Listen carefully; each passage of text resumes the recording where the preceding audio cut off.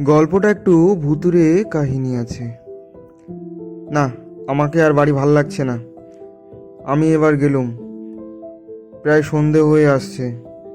পাড়ার ওই দোকানটাতে গিয়ে একটু চা খেয়ে আসি। পল্টু, তুইও আছিস?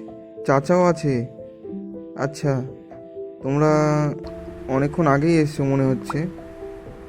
বৃষ্টি নামছে দেখছি। বলছি তুই কি বাড়ি যাবি? চাচা তুমিও চলে যাবে? আচ্ছা, দুজনে আস্তে আস্তে এবার বাড়ির দিকে চলে গেল। কিন্তু আমি কিছুক্ষণ বসে থাকলাম। বৃষ্টি আরো জোরে আসছে। আমি মাথা ঘুরে পড়ে গেলাম, অজ্ঞান হয়ে গেছি। তখন আমি দেখলাম বাড়ির বিছানাতে। আস্তে আস্তে আমার মনে পড়লো ঘটনাটা।